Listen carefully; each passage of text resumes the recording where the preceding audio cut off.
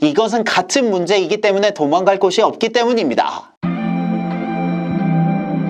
안녕하세요, 대치동 캐슬입니다. 최근 영상에서 습관에 관한 이야기가 많아서 오늘은 학습 이야기를 해보려고 합니다. 오늘은 학생들의 수업 도중에 실시하는 단원평가 이야기입니다. 그럼 시작해 보겠습니다.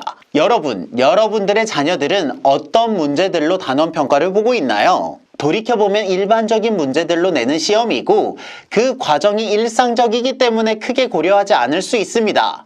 하지만 저는 단원평가에서 내는 문제들이 매우 중요하다고 생각합니다. 저는 결론적으로 단원평가를 제가 수업에서 나가고 있는 교재와 동일한 문제로 구성해서 치르고 있습니다. 다만 그 문제들은 두 가지 특징을 가지고 있는데요. 첫 번째, 그 교재에서 단원 마무리 등과 같이 가장 어려운 파트에 가장 어려운 문제들로 구성되어 있다는 것과 두 번째, 객관식 문제는 보기를 모두 지우고 주관식 문제로 만들었다는 것입니다. 저는 통상 16개의 문제들로 단원평가를 보는데요. 그럼 한 개당 6.25점이거든요. 그런데 그 문제의 답만 쓰면 1점이고 풀이까지 모두 써야 6.25점을 주고 있습니다. 이렇게 평가는 좀 까다로울지 몰라도 그 문제 자체는 문제집과 동일합니다. 제가 같은 문제로 단원평가를 보는 이유는 학생들의 진짜 실력을 점검을 하고 도망갈 구석을 없애기 위함입니다. 지난 백지 개념 테스트 영상에서 말씀드렸듯이 학생들은 그 개념을 듣고 알고 있다고 하지만 백지에다 쓰지 못합니다. 그만큼 실제로는 학생들의 개념 완성도가 낮다는 의미일 수 있는데요. 이것은 문제집 풀이와도 동일합니다. 학생들은 그 문제집을 풀고 이 문제를 풀 수 있다고 하지만 실제로 깨끗한 상태로 다시 풀게 하면 그만큼 풀지 못합니다. 저는 실제 수업을 할 때 프로젝터를 사용하는데요. 그렇게 되면 교재와 똑같은 문제를 칠판에 띄우고 학생들에게 다시 한번 풀어보라고 시킵니다. 그럴 때 정말 신기하게도 문제집을 보면 동그라미가 모두 쳐져 있던 그 문제들을 학생들은 잘 풀지 못합니다. 그건 아마도 문제에서 90도 같아 보이면 그냥 90도로 써서 풀었기 때문입니다. 그렇기 때문에 문제집을 다 풀어온 것만으로 학생들의 실제 완성도를 평가하는 것은 좀 어렵습니다. 그래서 고민 끝에 만든 것이 같은 문제 단원평가입니다. 사용하고 있는 교재의 모든 문제를 시험 범위로 하면 어차피 학생들은 공부를 하지 않기 때문에 그 중에서 가장 어려운 문제들로 범위를 축소합니다. 그리고 똑같은 문제를 실제로 풀어봄으로써 학생들의 진짜 실력을 물어보게 되는 것이죠. 이렇게 구조를 짜면 학생들 입장에서 좀 난감해집니다. 왜냐하면 실제 문제가 다르게 되면 전 원래 알고 있었지만 문제가 새로워서 몰랐어요 라고 도망갈 수 있지만 이것은 같은 문제이기 때문에 도망갈 곳이 없기 때문입니다. 그리고 상식적으로 본인들이 생각을 해도 문제집에 분명 풀려있던 문제를 똑같이 내면 맞아야 되는 것이 정상이기 때문에 이 시험에서는 유독 긴장을 하게 됩니다. 학생들 입장에서도 이건 못 보면 큰일 나게 되는 것입니다. 그리고 이론적으로 문제집의 해당 범위를 모두 풀 수 있으면 시험은 항상 100점이기 때문에 학습된 무기력을 극복할 수 있습니다. 즉, 이것은 본질적으로 역량평가가 아닌 성실도 평가에 해당합니다. 그렇기 때문에 학생들이 실제로 할 수 있는 환경을 만들어 놓고 노력을 하게 하고 그 결과를 냉정히 평가를 하는 것입니다.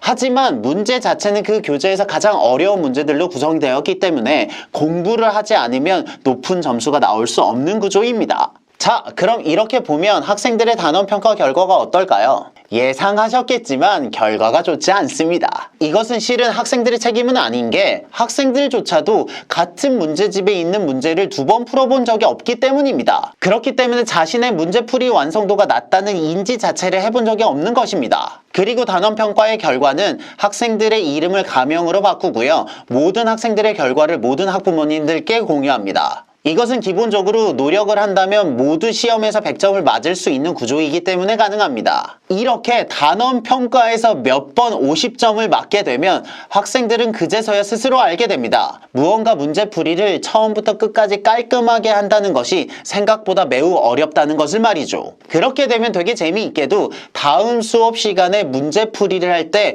훨씬 더 집중을 하게 됩니다. 왜냐하면 이 문제들을 푸는 것은 어렵고 이 문제들로 똑같이 시험이 나왔을 때 또다시 50점을 맞을 수는 없기 때문입니다. 그렇게 수업 시간에서 문제풀이를 할 때 학생들의 집중력을 높이고 그 풀이의 정교함을 올릴 수 있는 방법이 됩니다. 그 과정에서 학생들은 그동안 자기가 해왔던 공부의 퀄리티가 매우 낮다는 것을 알게 되는데요. 저는 이렇게 자신의 현 상태를 있는 그대로 바라볼 수 있게 되는 것이 큰 도움이 된다고 생각합니다. 그래서 저는 수업이라는 것이 배운 개념을 모두 백지에다 쓸 수 있고 모든 교재를 깔끔하게 다 풀려져 있으며 그 중에서 가장 어려운 문제를 냈을 때 약 80%의 성취도를 올린다면 겨우 그 과정을 이해한다고 말할 수 있다고 생각합니다. 이 정도 장치들을 정교하게 깔고 진행을 해야 겨우 학생들에게 조금 남지 않나 라는 생각을 하게 됩니다. 여러분들도 지금 자녀들의 실제 실력이 궁금하시다면 배웠던 문제집을 한번 열어서 그 중에 몇 가지 문제를 풀려보시면 좋겠습니다. 더 확실히 하려면 아예 그 문제집과 똑같은 문제집을 한 권 더 사서요. 깨끗한 상태로 풀려보시면 더 확실합니다. 그렇게 되면 서로 말할 수 없었던 진실의 판도라 상자를 열게 될 것입니다. 저는 이렇게 학생들의 실력을 가장 정직하고 깔끔한 상태에서 오픈을 하는 것이 단기적으로는 괴롭지만 장기적으로는 큰 도움이 된다고 생각합니다.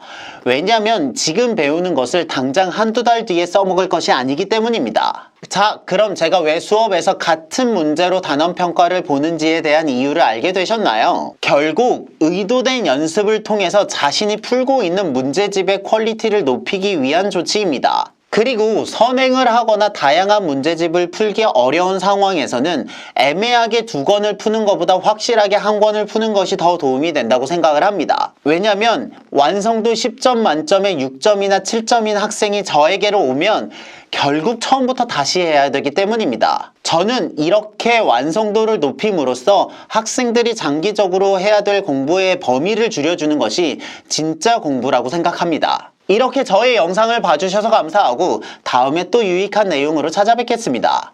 오늘도 교육을 고민하는 학부모님들을 응원합니다. 저는 대치동 캐슬이었습니다. 감사합니다.